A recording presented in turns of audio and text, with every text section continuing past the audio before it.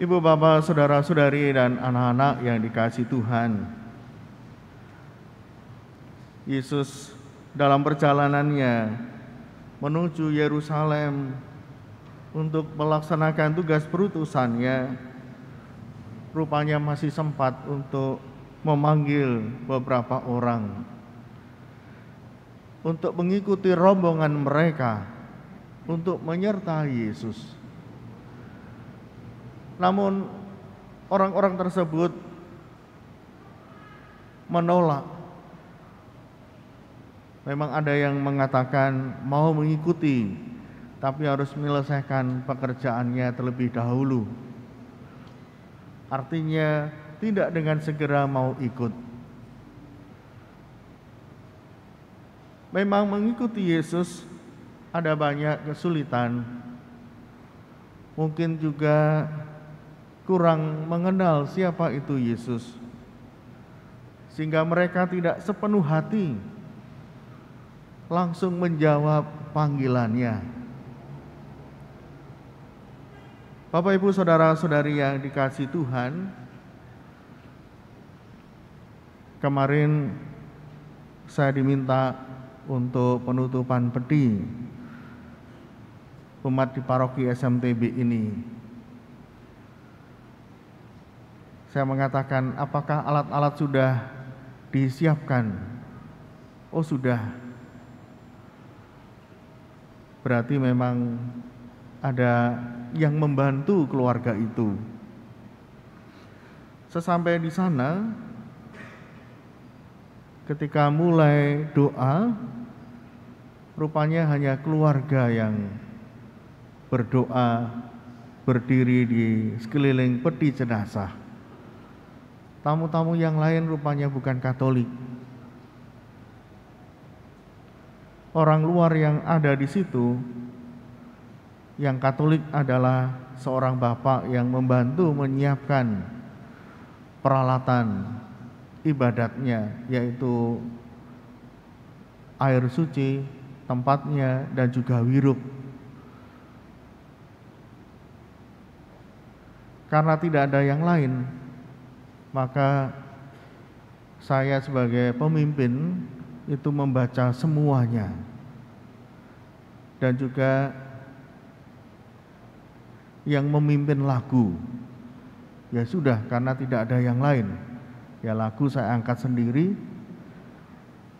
Ternyata keluarga juga tidak begitu tahu. Lalu doa saya baca semuanya, termasuk doa umat, termasuk juga dengan bacaan saya ropel semua.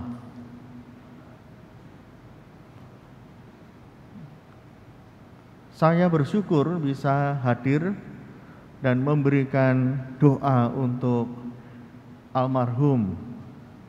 Namun juga ada keprihatinan, mengapa dalam situasi seperti ini tidak ada yang hadir. Saya tidak mempersalahkan siapapun, entah pihak keluarga atau umat, tapi ada sesuatu yang memang harus kita benahi di sini. Mengapa bisa terjadi seperti hal ini ketika keluarga berduka? Penghiburan mungkin hanya sedikit yang datang. Memang saya mengucapkan minta maaf kepada keluarga. Saya berdoa dan akan mendoakan almarhum dalam perayaan Ekaristi yang saya bawakan. Bapak, Ibu, saudara-saudari yang dikasihi Tuhan, memang menjawab panggilan Tuhan untuk mengikuti Dia, menjadi seorang Katolik, dan juga menjadi pelayan yang mencintai gerejanya tidak mudah. Ada begitu banyak alasan yang membuat kita ya sudah menjadi orang Katolik, pokoknya dibaptis saja, lalu ke gereja. Ke gereja pun ada yang napas, Natal dan Paskah, hari-hari besar. Tapi untuk gereja mingguan, bahkan harian, seringkali tidak masuk dalam perjuangan menjadi seorang Katolik yang mencintai Allah dan gerejanya. Dibaptis itu sudah cukup. Tuhan, aku sudah memberikan diri untuk dibaptis, aku anakmu. Aku percaya Engkau tidak melupakan aku. Tetapi usaha kita untuk semakin mencintai Tuhan dan gerejanya itu sangat kecil sekali. Nah, Bapak Ibu, saudara-saudari, memang saya bersyukur berangsur-angsur gereja semakin penuh. Bukan hanya di lantai 1, tapi juga di lantai 2. Bahkan juga di balai paroki. Ini menunjukkan bahwa kita punya kerinduan. Kita ingin menunjukkan cinta kita kepada Allah. Ini luar biasa. Bapak Ibu sudah berani untuk datang ke gereja. Saya yakin bahwa doa-doa Anda, doa-doa pribadi, dan juga komunitas, lingkungan Anda ikuti. Dan buktinya sekarang sudah tergerak untuk ke gereja. Memang menurut perhitungan kami yang hadir di gereja berdasarkan absensi dari petugas itu baru maksimal 3.000. Padahal umat paroki SMTB ini ada hampir 10.000. 10.000. Jadi masih banyak yang belum. Mungkin hadir di paroki-paroki lain. Saya yakin Bapak Ibu juga dulu sebelum ke sini datang dari paroki lain, sehingga masih punya kecintaan untuk kembali ke parokinya. Atau misa di gereja-gereja yang memang strategis seperti di katedral, atau memilih misa di mana gerejanya punya parkiran yang luas. Di gereja Marinus Yohanes itu parkirannya memang luar biasa, sangat besar sekali. Dan mungkin Anda juga memilih tempat-tempat yang lain. Saya sangat menghargai bahwa Bapak Ibu saudara-saudari, anak-anakku sudah mulai berani. Ini identitas kita sebagai orang yang mencintai Allah. Berani untuk datang ke gereja, ke rumah Tuhan. Selanjutnya adalah hal yang mungkin sudah kita lakukan tetapi belum maksimal atau belum kita lakukan, yaitu bagaimana kita hidup menggereja. Hidup menggereja itu berarti mengenal pengurus lingkungan, mengenal sesama warga lingkungan. Mungkin tidak sangat aktif karena kesibukan, tetapi hendaknya hal dasar yang menjadi tuntutan warga Katolik itu mengenal komunitasnya, yaitu lingkungan. Sesibuk apapun hendaknya meluangkan waktu untuk datang ke pengurus lingkungan, memperkenalkan diri. Sangat baik lagi kalau ambil bagian dalam hidup berlingkungan, ikut kegiatan, ikut doa-doa lingkungan, dan terlebih juga di saat-saat warga lingkungannya mengalami duka, ada yang sakit, ikut berkunjung, ada yang meninggal, ikut melayat. Hal-hal ini cukup penting. Karena apa? Karena di situ kita menunjukkan rasa bela duka kita kepada keluarga yang ditinggalkan. Dan bahkan bagi keluarga-keluarga ini peristiwa yang penting dan sangat berterima kasih ketika kita bisa hadir di sana. Bisa hadir memberikan ucapan bela duka, ikut berdoa. Bukan hanya ketika saat-saat acara atau kegiatan yang diwarnai dengan kegembiraan, pesta, tapi juga di mana ada warga yang meninggal. Mungkin bukan hanya di lingkungan, tapi bagi keluarga lain yang ada di paroki ini, mungkin lintas wilayah, lintas lingkungan, atau mungkin saudara, sahabat. Bapak, Ibu, saudara-saudari yang dikasihi Tuhan, dengan kehadiran seperti itu di tengah lingkungan maupun di paroki, bagi keluarga-keluarga yang berduka, menunjukkan bahwa kita memiliki cinta, bahwa kita juga mengasihi saudara-saudara seiman kita.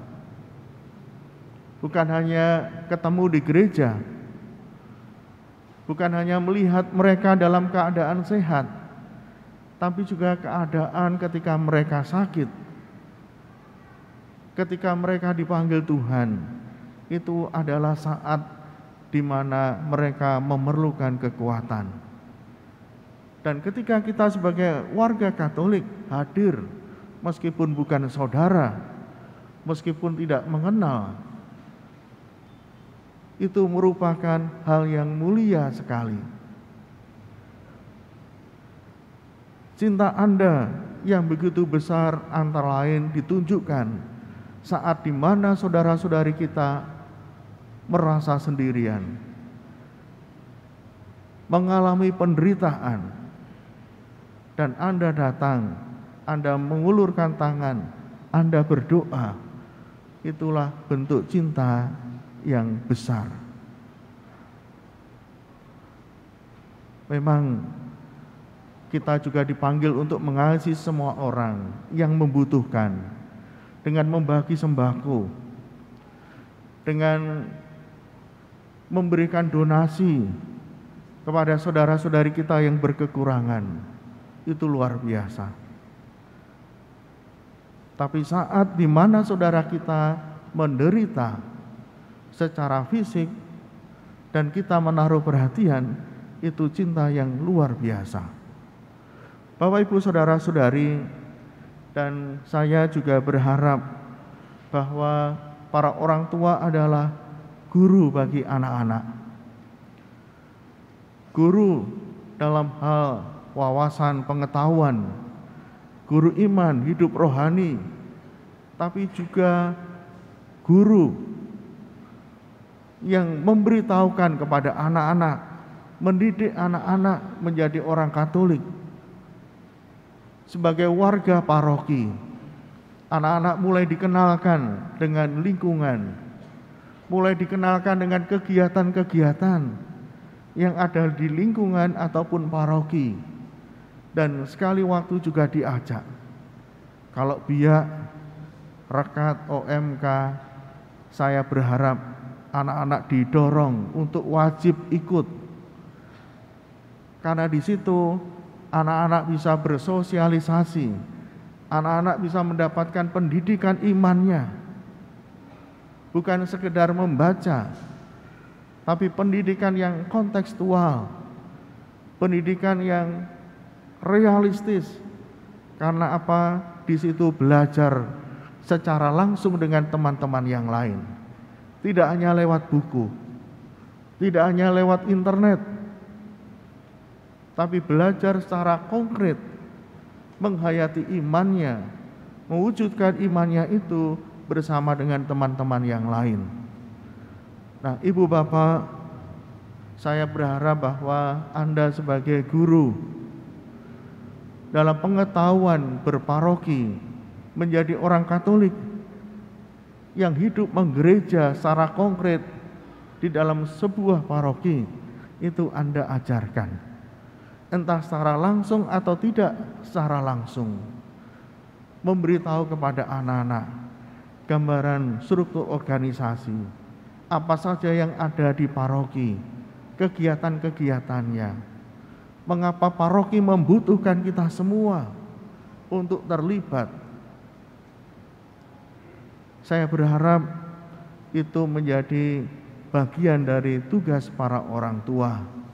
Selain begitu banyak tugas yang Anda emban. Tentu gereja sangat berterima kasih kepada para orang tua yang menjadi guru, terutama guru iman, dan juga guru yang mengajarkan tentang bagaimana hidup menggereja. Bapak, Ibu, saudara-saudari, banyak yang dipilih, tetapi sedikit yang menjawab. Semoga tugas perutusan ini sanggup diemban oleh Bapak Ibu semua, oleh kita semua, juga oleh kaum muda, untuk menanggapi panggilan Tuhan, semakin mencintai gerejanya dan mau menjadi bagian untuk melayani Tuhan lewat gerejanya. Ini akan menjadi doa kita dan juga perjuangan kita semua, agar gerejanya menjadi tanda kehadiran Tuhan yang mempersatukan kita menjadi sebuah keluarga Kristiani. Berkat Tuhan menyertai kita. Amin.